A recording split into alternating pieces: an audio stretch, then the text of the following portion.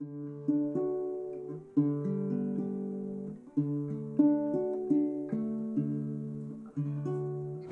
ready? Yes, let's go. We're ready, he says. Outside, look at this. 4th of July, we got to get outside.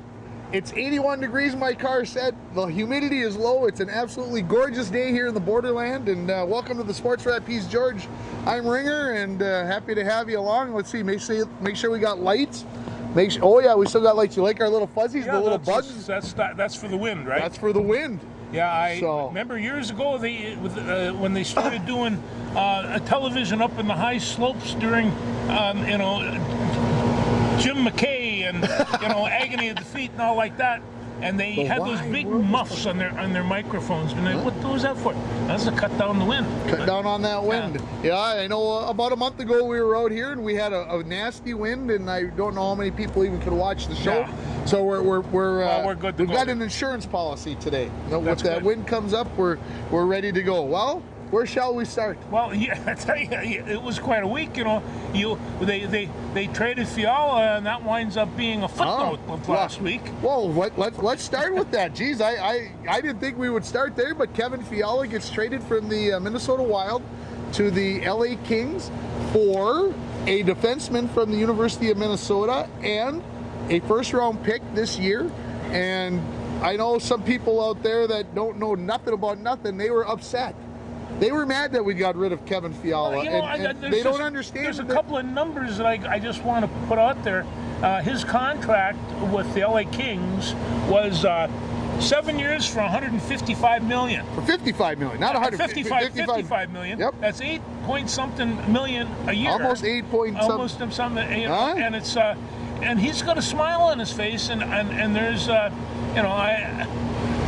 I saw the article in the Minneapolis paper today. It is Wednesday when we film this, and he, why wouldn't he be smiling? He got that kind of money. He probably earned that kind of money, but the Wild didn't have that kind of money. No, they couldn't do that. And it's the book's got to balance a little bit, I guess. And heaven knows. I mean, I sat there and listened to how they go about trading and negotiating all these contracts and retirees and how much pays to who and what and where, and it's pretty complicated, so the average fan isn't going to understand that. And it's but I mean, here's this young guy, a movie star, good looks. He had 33 goals and 85 points last year. He's going to hit the Kings. Well, this reminds me kind of Matt Stafford, the way he took the Rams. He fits Hollywood. It fits Hollywood a lot better than he fits St. Paul, and this is going to be a good deal for him. It's going to be a good deal for the Kings as well. Well, I'm hoping that it does. I'm hoping that it's not a good deal for the Kings. I'm hoping Kevin Fiala has his best days are behind him, but I know better than that. I know that that's not what's going to happen. He's too good a hockey player. Yeah, he's too good. Yeah. It'll make a difference on who he's playing with. Yeah. Matt Boldy's not going to show up in LA, yes. I don't think, to make him start playing better like Boldy did during the season. And but I think great news that the Wild are going to get another first-round pick. 19 and a 24. Get a chance to get a couple of good players. Not that they're going to make an effect now, but they'll make an effect in a couple of years down the road, and we'll see how it all pans out. In Bill Guerin, we trust.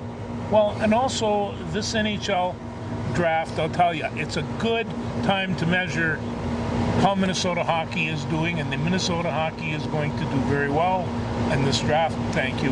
There's a lot of really top-shelf Minnesota boys, if not born and raised here, at least gone to the university. Yeah. And so it's kind of interesting. I am going to be keeping a close eye on it, at least a little bit of an eye on it. And anyway, hey, what can they say? It's who made the decision for Fiala? I think it was the accountant. So do you? Yeah, absolutely, no doubt about it. I'm not paying attention to George, but the Twins are playing right now. Good. And the Twins, I'm just going to break this in for a second. We're up 1-0, got tied at 1. Went up 3-1, got tied at 3. Went up 5-3, got tied at 5. Went up 6-5, got tied at 6. Gio Urshela just went deep. Oh, good. Uncle Paul must have known that I wasn't not 7-6. able to be watching. So now they're up at least 7-6, maybe more than that, as they try to complete the sweep on the White Sox. But we'll talk more about that later. We can't Let's finish the hockey talk here, because the NHL schedule just came out today, and the Wild found out who and when they are playing. And for the first time in 8 seasons, they get to open at home. Yeah, they've always been on the road. It seems like they're always on the road, Yeah. and I'm not exactly sure why that is. I think it's from the NHL, but anyway, I digress. They actually start with a 4-game homestand to start the season, and they start with the New York Rangers. No easy task with Igor Shesterkin and crowd and crew coming in, just coming off of the Eastern Conference Finals. But obviously, hey, things are there. Also, speaking of the Wild and staying with the mode of the Wild, I was having an interesting conversation with our boss just before I came out to tape the show or to record the show, and he told me that there are concerns about whether Kirill Kaprizov, is he in the States or is he in Russia? Because that's got to be a concern. well, because apparently after the season got over, he returned to Russia. And apparently there's some really good goaltender that Mike said is out there, and he's being drafted into the Army. And they won't let him come back. They're not letting him come over. So there's some concerns about whether Kirill, the rumor is he is in the States. Let's hope he's in the States, because if otherwise, he's in Russia right now, he's in trouble. Yeah, he's not going to be able to come back. Probably not coming back. So anyway, just to stir up the pot. And of course, the NHL draft starts tomorrow night. As again, this is Wednesday, so by the time some of you watch this, we'll already be into it. And George mentioned that the Minnesota should do well, and they always seem to, as far as they're figuring that the University of Minnesota could have 5 new guys get drafted. It sounds just like Michigan. It sounds like Michigan, and I don't think they're going to be quite as high-powered, as high-test as the Michigan Wolverines team was, but having said all that, good basic defensemen and forwards, and they know how to skate, and they're big and strong, and they'll do just fine. Yeah. So, and nobody at this table wants to see the Gopher hockey team do well, because we're Bulldog fans. We're Bulldog fans. So, but there's going to be some dogs in this thing too. Get out of here, Gophers. Anyway, it's good for Minnesota hockey. It is good for Minnesota hockey. For us to talk and remember, the competition, the better the competition, the better you become. And I, as a coach, you know that. That's just kind of the way it is. It's very, very true. Yeah. Okay. Are we done with hockey? We can be finished with hockey. Let's talk baseball. Let's do that. And before we talk about the Twins, yes, I want to talk about our good friend Wyatt Ulrich, because we dropped the ball bad last week, folks. We dropped the ball. We were inside at the Rainier Muni last week. We got all packed up. George is ready to have his after-show beer, because I drive him crazy and he needs it just to settle down a little bit. And I said, we screwed up. And we screwed up because Wyatt Ulrich is an all-star. Well, on top of that, I woke up, came downstairs, and Sue says, have you seen this? And pushed the button on her phone, and I watched Wyatt Ulrich get an inside the park home run. We didn't get a chance to talk about that last week. And now I think he's got 3, maybe even 4 by now. But 3 home runs? 3 home runs, so he's hitting the ball. And I mean, he is hitting the ball. He is hitting the ball. Saturday night, he goes 4 for 6 and gets the game-tying solo home run in the top of the 9th to force extra innings. And the Canaries get the win, 8-6 in extra innings. So he is hitting the ball. He's hitting right around 350 still. He's leading the league in hits. He's got a doubleheader that's starting here in about 45 minutes as they got rained out last night. They're going to get done with that game about midnight. Yeah, it should be late. I think they'll play 2 7-inning games, I think is what they'll do tonight with the Sioux City Explorers. Well, but first All-Star game for Wyatt. That goes off on Tuesday, July 12th. So congratulations, Wyatt. We obviously, you know how we feel about you. We couldn't be prouder. And well-deserved. I mean, how are they going to keep you off of there? You know, and I was wondering, now, Sioux Falls and Sioux City, they're in pretty close proximity. They are. Now, that must be a pretty good, they must have been cranking on each other from time to time. Yeah, I don't think they probably like each other just because of the, like you said, the proximity of each other. Unfortunately, both teams are in the basement of the West Division in the American Association, and we're hoping that the Canaries can make a run here. We're about, we're just past I would say, pretty close to the halfway mark. They're done on Labor Day Yeah. is when they finish up. So we're just about 2 months in, and there's just about 2 months left over. So we'll hopefully continue to do what he's doing and continue to make us proud.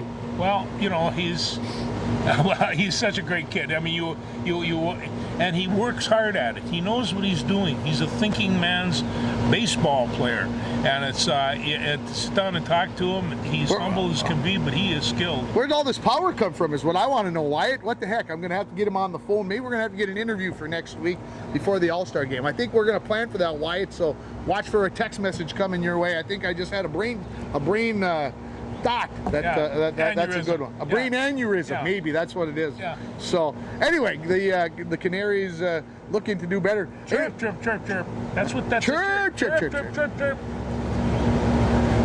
Well, let's talk about the Twins. Let's talk about the Twins. How about 4 walk-off games in a row since the last time we spoke? I don't know what kind of baseball they play down there in Minneapolis, but they're starting to convince me that it works. Yeah, and the scary part is the home runs. They hit 5 home runs yesterday. I think they've got 4 home runs today already. But as we speak with the Gio one here, I don't know, they're 7th or 8th in the league, and they're right now just ripping the hide off. That might just be the White Sox pitching. I'm not sure, folks. It could be. Hey, I'm telling you, when you have a Rise and you have Correa and you have Buxton and Jorge. It just keeps on going up. And then Kirillov's been hitting well. Miranda's been hitting well. Big Macs are going to give you a whop or two. And Kepler hit a couple of home runs. Yeah. Lots of things going on with the Twins. And just before we went on the air, Kirillov got collided with at first base, and he came out of the game. Let's hope that it's just something where he wasn't quite feeling up to staying in the ball game, and we'll see how that all goes, because Kirillov has been absolutely ripping the hide off the ball as well. So the pitching's been decent. Pagan had a tough day today again. Sorry, Emilio, I got to go after you, man. You got to be better. And but it's one of those things. The Twins, Cleveland, got swept by the Tigers. Remember when the Tigers took 4 out of 5 from the Twins a few weeks back, 3, 4, 5, 6 weeks ago? Everybody was ready to like punt. The Twins are done. Yeah. It's all over, and they had to go to New York or whatever. No, the Detroit went to New York, and we went to Toronto, and everybody's like, the season's over. If we can't beat Detroit, we can't, whatever. Detroit just took 4 from Cleveland, and our lead right now is 5 games. Yes. 5 games. 2 days after the 4th of July. I hope we don't have to go back and look at this in New York. And it's just, White Sox losing these games is just disastrous for them. These are the ones they should at least try to split with. They're in South Chicago. I mean, the things are laid up. The thing of it is, the Twins just keep on hitting the tater, and like I said, they wait till Miguel comes home. Ooh, where's that? Miguel started his rehab assignment down in the Gulf Coast League the other day, and last night while I was already in bed sleeping, Uncle Paul texted me and said Sano will be traded. He cannot come back to this team right now. He cannot. Where are they going to find a spot for him? I don't know. They got first base covered with Miranda and Arise and Kirillov. So okay, we know that he can't go over to third base because Gio's got third base wrapped up. So where does Miguel go in this lineup? Well, they're shuffling those infielders right and left anyway. I mean, Kirillov can play third. They can play, Louis can play how many different spots? Louis can play everywhere. Everywhere. He is just an incredible. Nick Gordon can play just about anywhere. Nick Gordon can play just about anywhere. So and where stable catchers? So and then, like I said, where does Sano end up? What kind of, is it a reliever or a starter that we trade him for? I'm convinced that he's gone. I look at this team and I don't see a spot for him, and I see a need, even though the pitching's been good, but it hasn't been great. And if you're going to compete at the next level, if you're going to beat the Houstons and the Yankees of the world, then we're going to need somebody. We're going to need a shutdown. Well, this is kind of the deal. But the only heavy critique I can have of this team is that these starters are coming out, and even today they came out after 4.5, and they're not going past 5. Well, your bullpen will get work when you do that. On the other hand, Joe Ryan has not looked the same since he came back from COVID. No. They're the stamina to go 6 innings or even 7 innings, even though his pitch count was high today. He just has not looked his old self from 2 months ago, and I'm hoping sooner or later he's going to find his stride because we need him there. well, and Archer is got a hip problem, and I tell you, what they're thinking about there isn't so much that the hip; they're thinking the arm. Well, yeah, and all of a sudden, do you start whipping your arm out of shape because you're trying to compensate for the bad hip? Or are you putting so much into the leg because your arm isn't up to snuff? I mean, there's a couple of different things there, but that can be an indicator. Josh of Winder just came stuff in that and they're threw a nice ball game. But the way those guys work, they can get that adjusted. They'll bring in a physical therapist. They'll bring in a physiologist. They'll get a coaching. They get it all taken care of. They get it all taken care Get it of. all taken care of. It was just Wes Johnson was there who would help. Yeah, Wes Johnson. Yeah, left. It doesn't seem to be a big deal. And it probably doesn't. I know 2 people that are more than a little bit upset about it, and that would be you and my good friend Patrick Brucey. He was very upset by that, about leaving in the middle of the season. It's tough. It's a tough thing. It's just something you don't necessarily want to see. Well, just a couple of little things here. The Twins are 4.5 on Cleveland, or we're another 5, and then the Yankees are 13 up on Boston. They got a weekend. Series coming up. It'll be bigger after the week. Yeah, well, we'll see what happens. And Houston's 13.5 over Seattle, and it's So, what did we mention before? Beginning of the year, the Yankees, Houston. Kind of Twins. The Twins, they got a really nice division for the Twins to be playing in. Yeah, but we're okay. We're all right. We're all right. What we've got 48 wins, and New York's got 58 wins. We're right there. Yeah. So just about. Just about. Milwaukee's got 3 on St. Louis. The Mets have 2.5 over Atlanta, and LA only has 5 on San Diego. Well, and it was down to 2.5. It was down to 2.5. I think maybe 1.5 there. I hadn't been watching close enough, so. No, yeah. But you see what's on TV. I mean, just on ESPN and the rest. I think the Dodgers are on almost all the time, and if they're not, the Yankees are. So, you got to hit the biggest markets, right? They've been setting this up for a long time. Yeah. All right. Anything else baseball-wise? You want to talk about the 8-5? Only the first ever 8-5 triple play in Major League history. We have to. Yeah, we have it's to. Just like nobody's ever seen that before, and so you got a guy that gets a Willie Mays caliber basket catch, and then turns around and just throws it in. Throws it in on the money. Just bam, right there, bam, bam, go home. You're off. And there were people in the dugout that couldn't figure out what happened. Rocco admitted that he wasn't sure what was going on because. And even the announcers, and I was watching it, and I wasn't sure if they had done it in the right order, because when they panned to the behind home plate camera, you could see 3 runners, and I'm like, well, which one's which? Who's who? Where are they all coming from? And the White Sox had some base running They were gaps. all off the base by a long shot. And the scary part, that's not the only running gap they've had. And to me, that comes back to coaches talking to your players and making sure you know what's going on and telling runners and talking and whatever else. So, I've had people say coaching baseball is not that hard. Oh, yeah. Well, I don't know, folks, but I kind of got the impression that the White Sox players don't really like each other.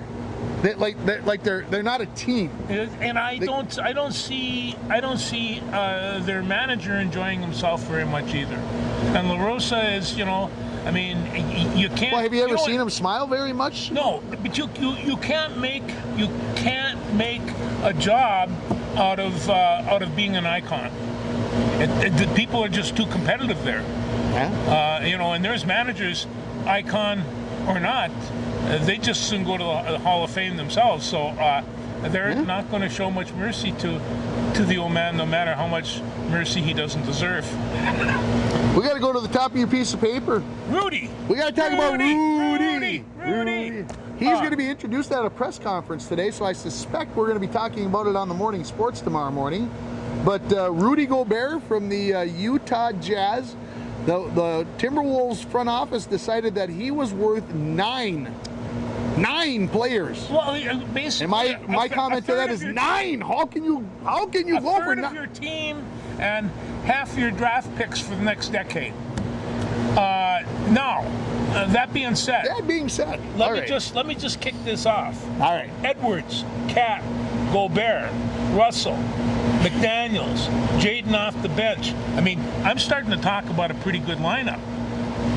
And so now one twisted ankle and we're kind of in a mud hole, but if they can keep this line, because I've seen Edwards be able to attack the basket. You've seen Cat when he wants to play the game, just what he can be like, and Rudy, I think, is going to be fantastic. Now it is a super caliber, bet.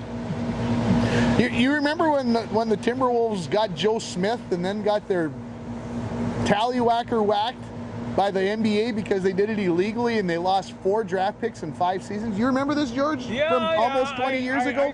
You remember this? I do. I'm having visions of this going on again. I hope I'm wrong, but here's the thing. That also is a twist to this Rudy Gobert thing. I don't know if a lot of people remember, but the Timberwolves had Utah's number last year. Timberwolves did very well against Utah. And they gave Rudy Gobert a lot of guff after one of the games because he was supposed to be one of the top defensive players, one of the top players in the league. He was Defensive Player of the Year. And they thought he was playing soft. Well, I think most of the guys got traded to Utah that felt that way about Rudy, but I wonder if he's going to have teammates that still feel that Rudy Gobert is soft, or were they just yapping? You know what it's like in the NBA. I mean, if they didn't yap, where would Beardsley be? It's like, these guys. Well, I'll tell you what, they were an exciting basketball team last year, and I realize that you're not going to have much of a bench coming in, but I deep down, I kind of understand why they did it. Now, this is kind of where my friend and me and Patrick Russi, you just bet your whole future of your team that you worked really hard to build up right now, and you're kind of tearing a third of it down and getting one person, and that's dangerous. I'll say this: Patrick Beverley going away. He kind of gave the team a little bit of an edge, something that they could rally around. But sometimes that gets to be old. I don't mind Patrick Beverley going away. Kessler, you brought Kessler in because he was a shot blocker. That's why you drafted him from out of Auburn. You bring in Rudy Gobert. That's your fill-in spot. They lost Vanderbilt, right? Yeah. And they lost Bendero, he played apparently 36 games last year. Must have been all in mop-up time because I don't even remember the guy's name. He came in a couple times and actually performed pretty well. But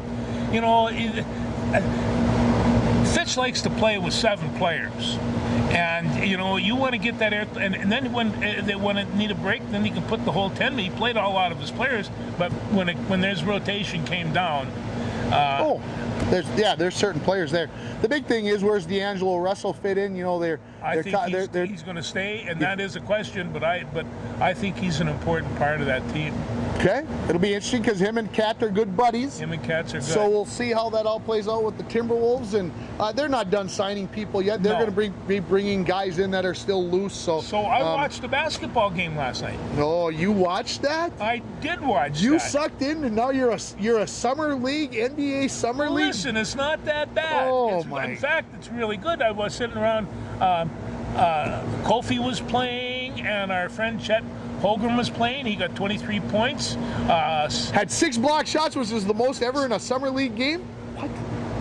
What? That's a league record, 6 block shots. Well, I was wondering that too. I mean, wait till he gets. But I could see some things. Number one, all the kids that are playing that league, they can really run. And Holmgren, for a big guy, he runs the court fairly well, but he's not overly quick.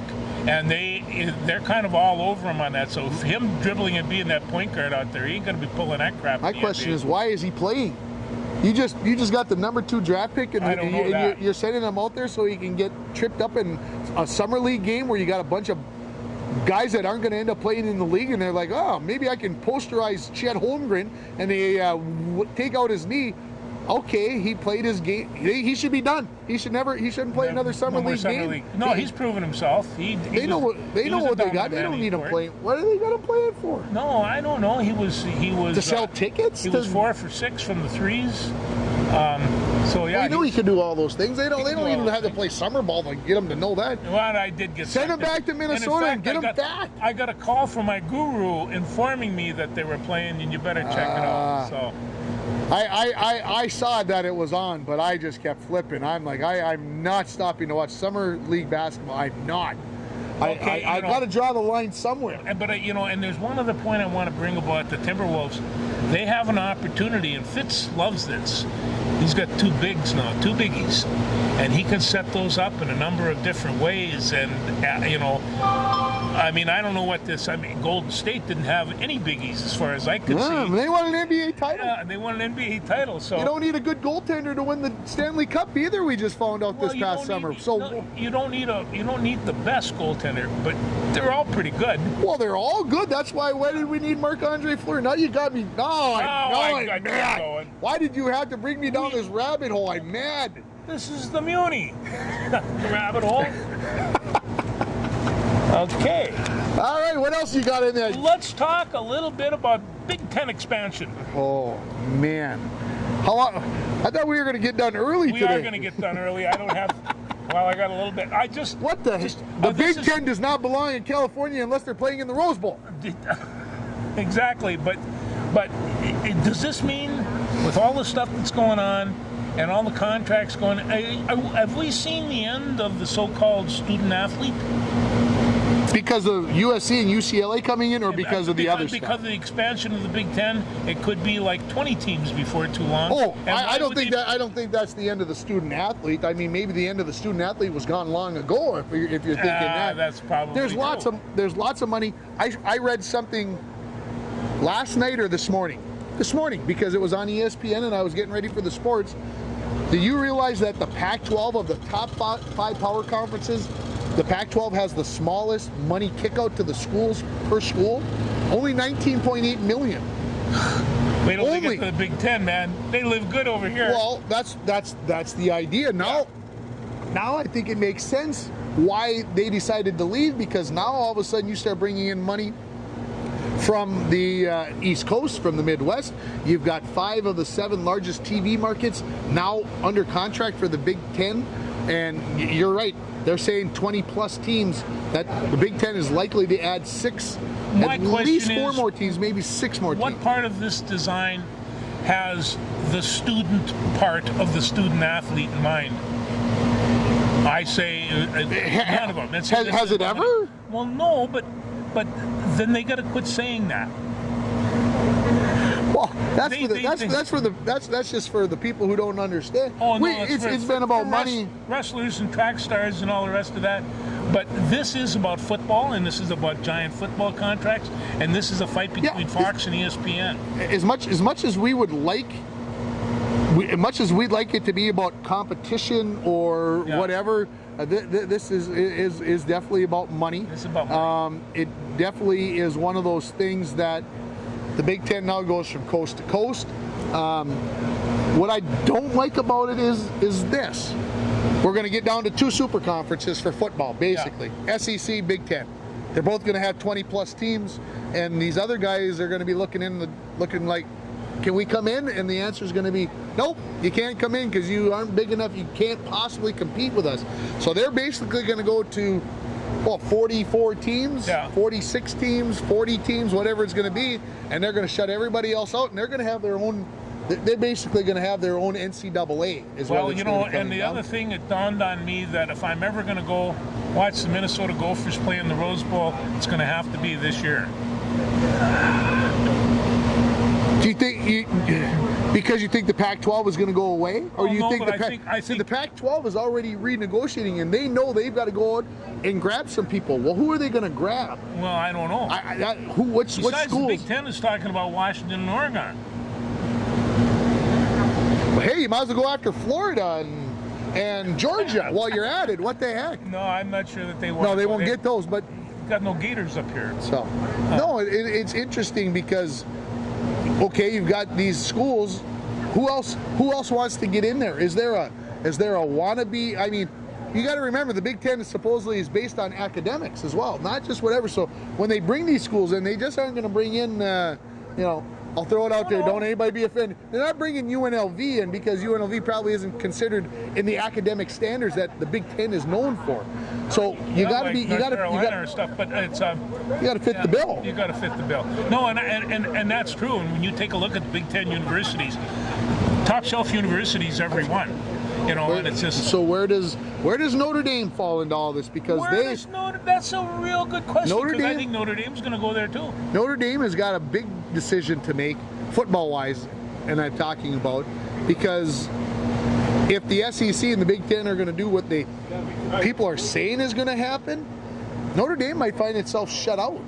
No matter how good their football program is, they might get shut out. So they can't afford. But right now they have their own TV network. They're not about to give that one up. Either is like Texas, Oklahoma. They all have their own TV networks. They're not doing that. And then of course, like you talk about, some conferences put out a lot more money to their schools than the other. And I mean, I don't want to mean it to bring it up, but I've been to that Big Ten championship game, and I'm telling you, the decadence that is put into this football game is absolutely incredible.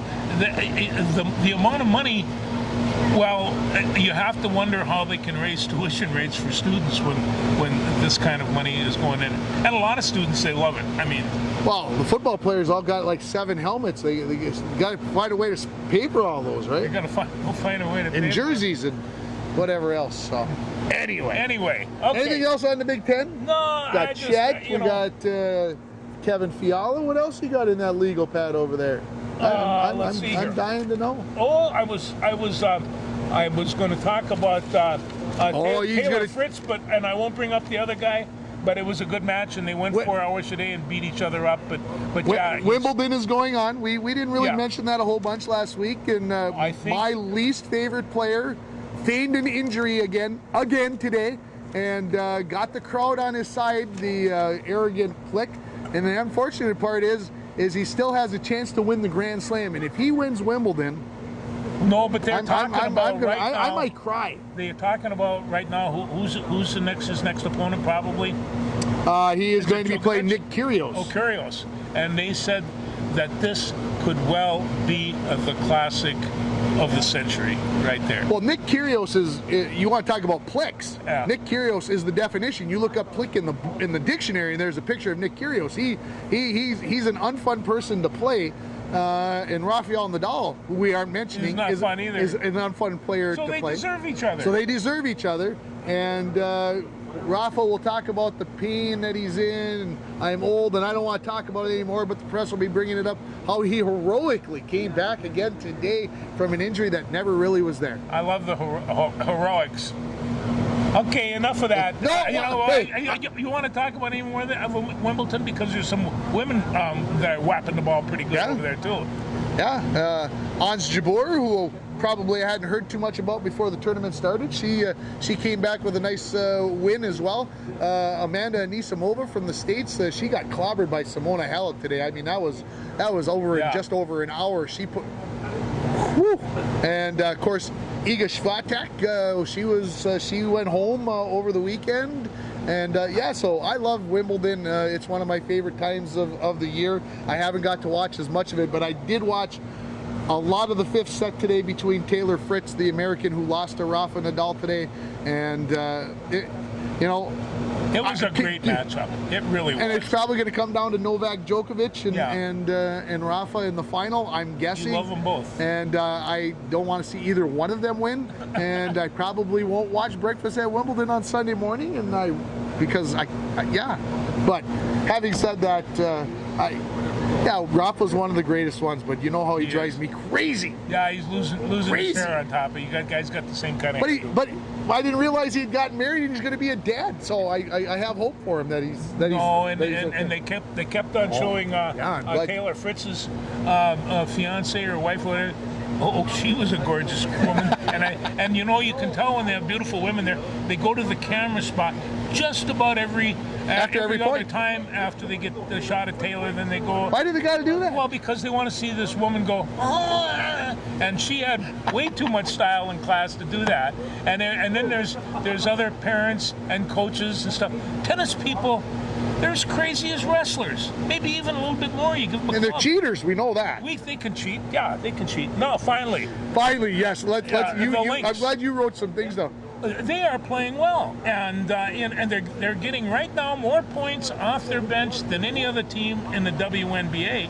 And I think that this is the key to how they're winning. But they seem to be bringing it along, and this is the team that we thought was going to be there at the beginning of the year. Okay, so let's go back to Friday. Yeah. They lose to the Las Vegas Aces, who have the best record in the NBA. Right. They play them again on Sunday. They beat the team with the best record in the NBA. And then today they played the team with the best record in the NBA again, and the defending champions, and they beat them again. And they beat them again. So I have hope for this team. I have hope and for you know this what? team. That's You know right. what I'm afraid of, George? They're going to play just well enough to miss the playoffs because they're still in 11th place and they got to be in the 8th. You got to get to 8 to be able to make it. I'm afraid that they may have dug themselves too much of a hole. They're going to have to have a win streak here. They're 4 out of 6 out of the 4 of their last 6 games. But the fact of it is that you can't win.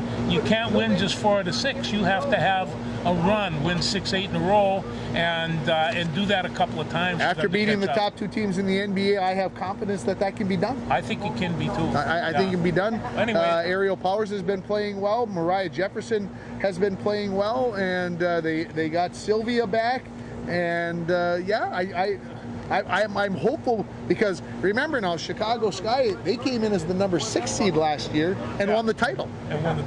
So, and at the end, they were playing so well, people thought, how could they possibly have been the number 6 seed? There you so, go. I got one more thing to bring up. One more this thing. is, for years, I was a student of World War II, still am, but I was able to go to reunions of with my good friend Frank, the Easy Company, the Band of Brothers reunion, and a couple of days ago we were informed that Brad Freeman, the very last member of Easy Company, passed away, and this guy, he was from Mississippi, but he was with Easy Company from the get-go. He was at Currahee, Georgia, where he trained.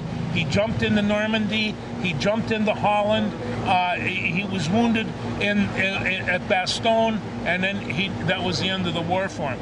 But he just recently passed away. I think I was at a reunion that he was at, but I'm not sure I had an opportunity to meet him. I might even have his autograph, but I don't remember him standing off. But the guys, when a member passes, they say 2 things. He ain't gonna jump no more, and then he says, Currahee.